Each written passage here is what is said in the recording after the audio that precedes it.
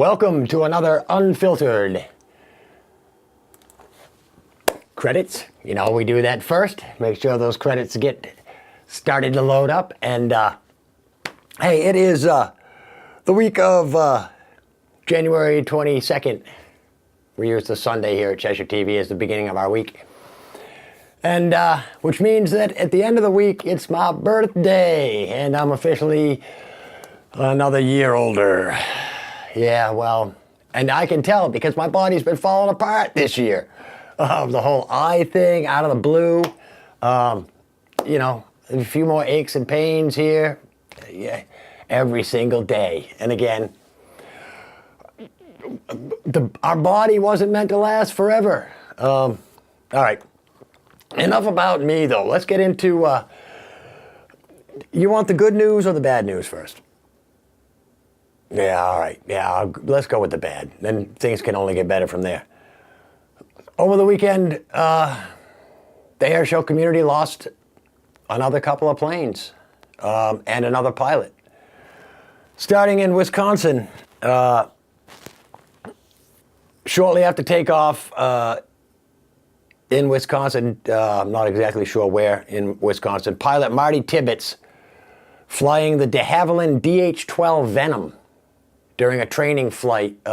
It was a formation training flight to prepare for this weekend show in which it was going to be flying in the Heritage flight, I believe. He crashed, and the pilot was killed. He crashed into a barn, and out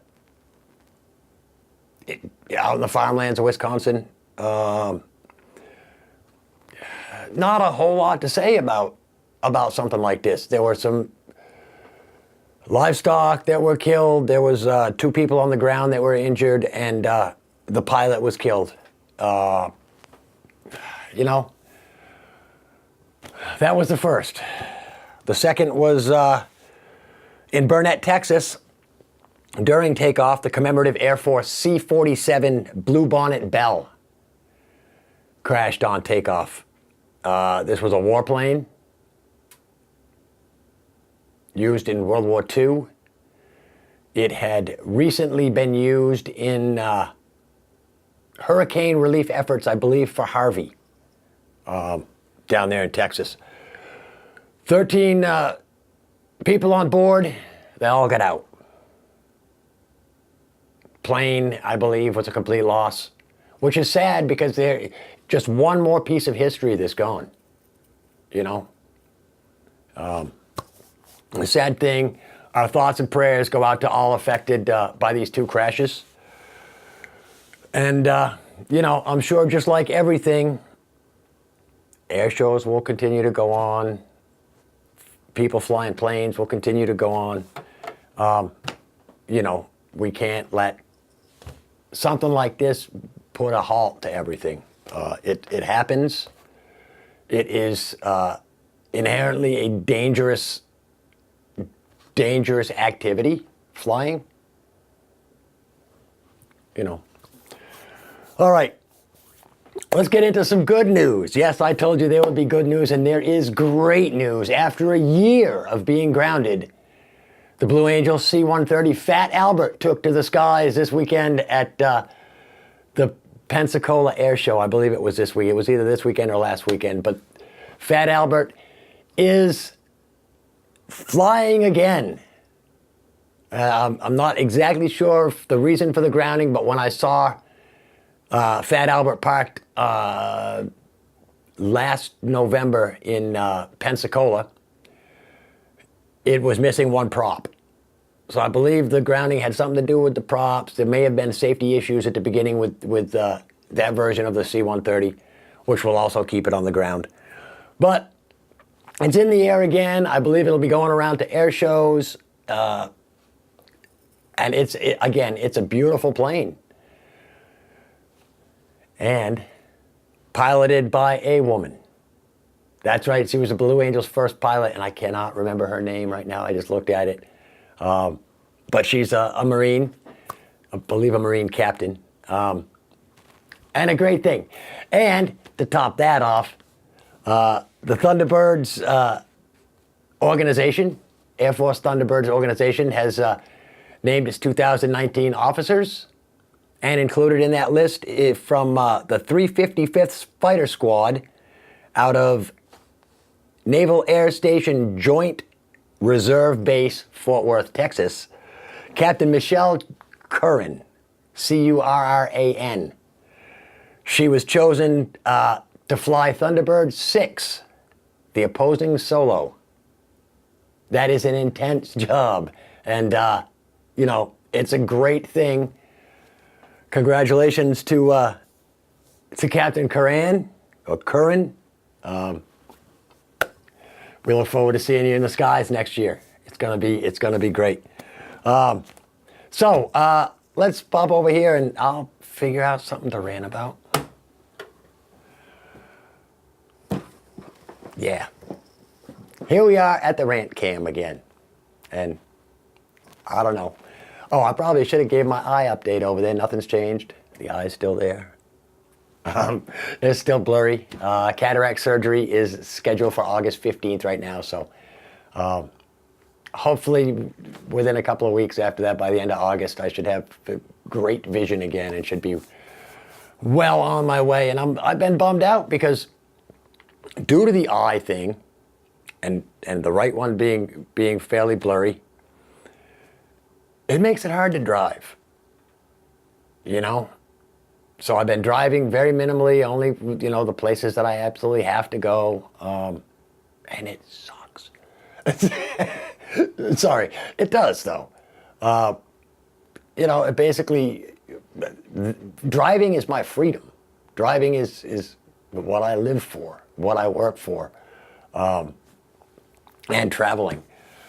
So I'm kind of down about that, but you know, looking forward to, you know, being able to go out. On top of that, you know, it's eye drops 4 times a day. So, and I have a hard time doing eye drops myself, so I have to be home and Mom does the eye drops, and, you know, it's a sad thing because here I'm supposed to be taking care of her, but yeah, she's taking care of me right now. So I guess, you know, that's the way families work. Even dysfunctional ones. With, you know, even us guys with crazy mothers sometimes have to depend on our mothers. Let's see, what else is going on? I'm going to try not to get into national stuff, only because I haven't been paying attention to national stuff. Although I did hear something this morning about Trump threatening the Iranians again, saying, you know, you mess with us and you're going to get the horns, which is a great thing. You know, and that's the way America should be. You know, we don't need to push our beliefs on everybody else, but we have to make them aware that if they mess with us, right, no mercy. Plain and simple, no mercy. I told you I wasn't going to go into this, but I am. And then I'll get into my local stuff that I want to rant about. So, here's the problem with war. The problem with war is you have to kill people. That's the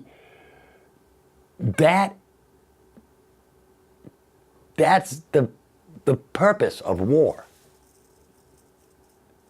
And look, I didn't make it up. All this crap came around long before me. You know, I'm just letting you folks know and reminding you, you know, in case you already know, which you probably already know, or you should already know, I'm just reminding you to keep it in your mind. If you don't have the stomach for war, then don't get into wars.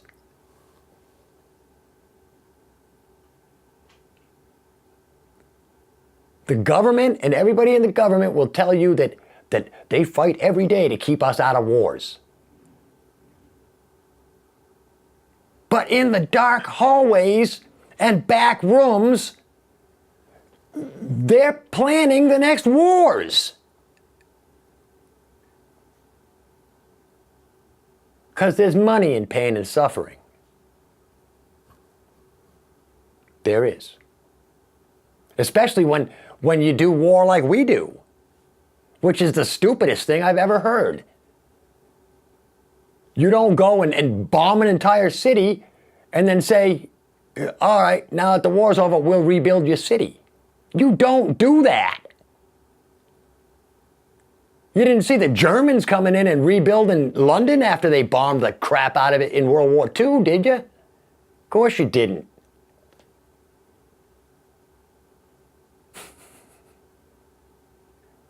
The object of war is to eliminate the enemy. The answer there is just to have no enemies. There you go. Mind our own business. Let them people do what they want. It's none of our concern. Oh, wait, yes it is, because of the money. I watched a great, a great older movie. I'm not going to say old movie because it wasn't very old. It's called The Replacements with Keanu Reeves and Gene Hackman. About a football strike and the replacement players that come in. Funny movie. It was on Country Music Channel, I think. Because, Country Music Channel is all things redneck, apparently, and football's redneck. So, anyway, this movie, the message is a great message in this movie. The message is that while the multi-million-dollar players were on strike because they didn't make enough money to play a game, the replacement players came in and had just as good a team without all the money because they played for what's inside. That's why, hell, I would rather see a Little League game than a Boston Red Sox game. Yeah. Because they're not playing for money. They're playing for, when it comes to Little League, those kids should be playing for the sheer joy of playing. Win or lose. And yes, there has to be a loser. There has to be. That's what teaches kids about competition. There is a winner and a loser in every game and in life. There are winners and there are losers.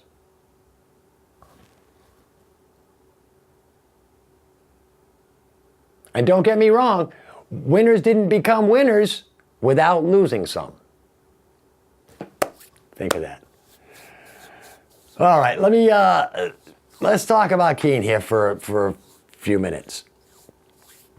Because there was a communication sent to City Council last week, and I had looked into it. It's going to be discussed, I believe, at MSFI committee on Wednesday night. I can't remember who it was brought forward by, but it dealt with a public art installation at the Keene Airport, on the Keene Airport property. Now, the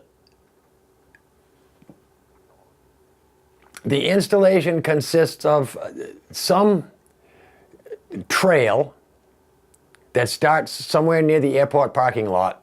And I believe it's already a trail, whether it's an unofficial trail or if it's a recognized trail in the Keene Parks and Recreation Department. I'm not sure.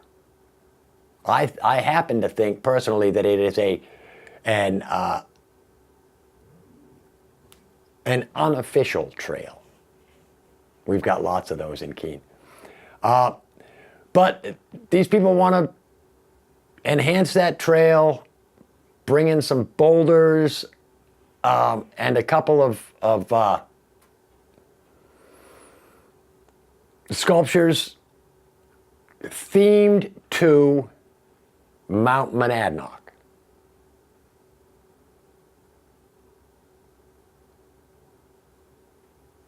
Yeah.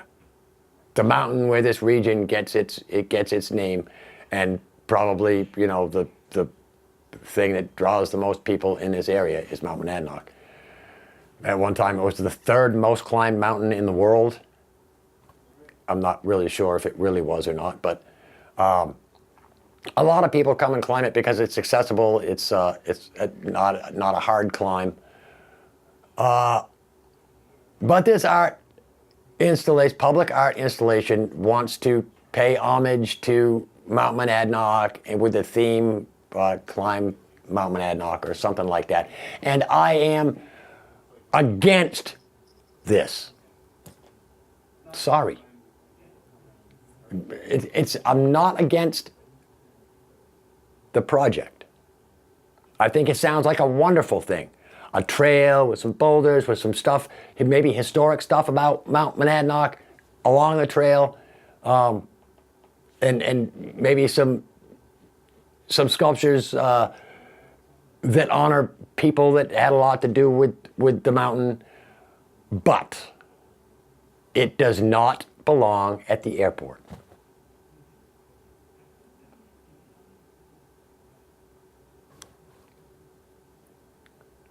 Any type of public art display at the airport or on airport property should have something to do with aviation.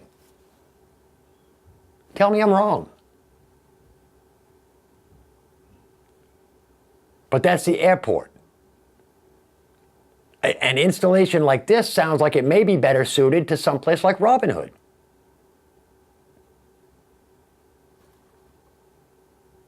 Yeah. Robin Hood would be a beautiful place for something like that. Tribute to Mount Monadnock. You know, you don't have to go all the way to Jaffrey to climb Mount Monadnock. You just walk this little Mount Monadnock trail in Robin Hood.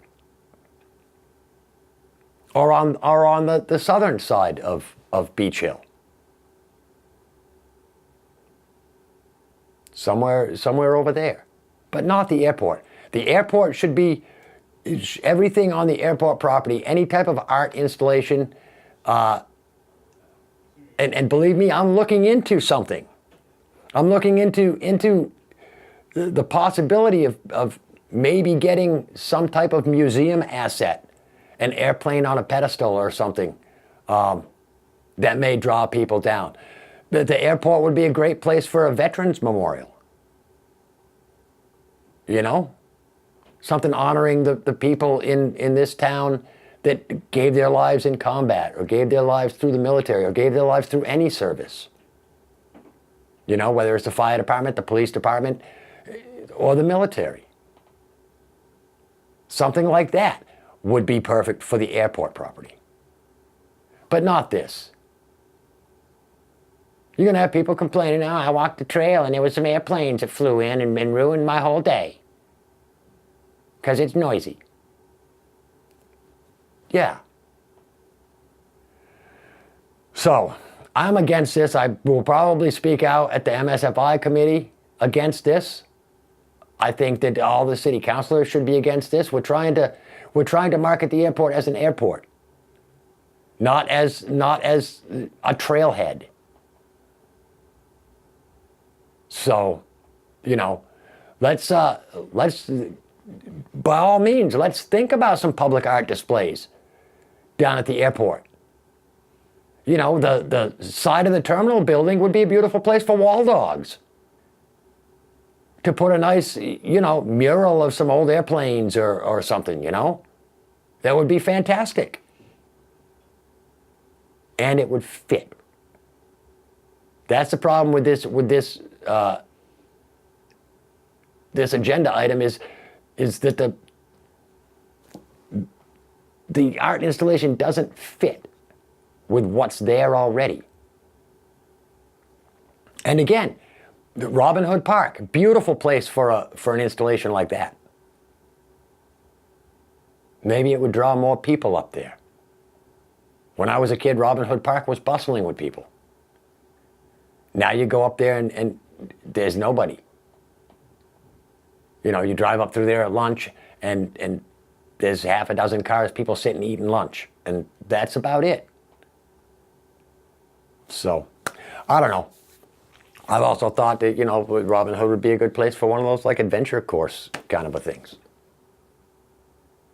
So, oh, let's see, what else is going on? That was that item, drew my attention immediately because of, now with my involvement in the airport marketing committee,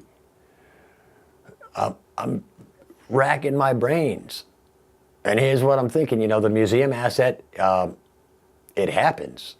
The Air Force Museum has a civilian municipal airport program. I'm sure that almost every aviation museum in the country has that type of a thing, depending on the availability of what they've got,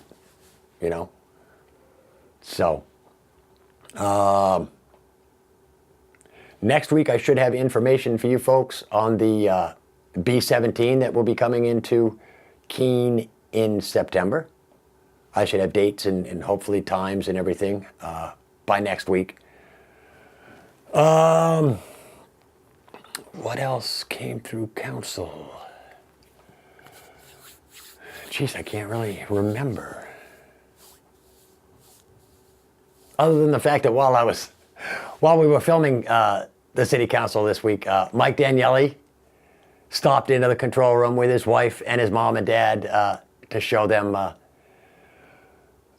Cheshire TV's little control room and how we put together, how we do the city council meetings, and that was very cool. I personally welcome anybody that wants to pop their head in and say hi to do that, Pop in, say hi, see exactly what Cheshire TV does. And you'll be amazed. We've got if I do say so myself, we've got a pretty cool little control room there with lots of buttons and screens, and it's nice. You can see it's how we have to be in there to cover these meetings. What else nationally? I don't think anything else nationally has been going on. Like I said, I've been watching a lot of sitcoms lately, and just brainless TV, because I find that I'm much happier if I don't pay attention to the things that don't really affect me. And I know everything government does affects you, but it doesn't. I choose to be happy. Here's a question for you. I've only got like 4 minutes left. So here's a question. If you absolutely were positively aware of the fact that you were going to die tonight, think about that. If you knew for a fact that you were not going to wake up tomorrow morning, how would you spend this day? Think about that for a minute. If you knew this was your last day on earth, how would you spend it? I bet it's not doing what you're doing right now. Although maybe some of you might spend your last day watching Unfiltered. I don't know. If it was my last day, I wouldn't be doing Unfiltered. Or maybe I would, just to go out with one last big bang. And now that you've thought about that for a minute,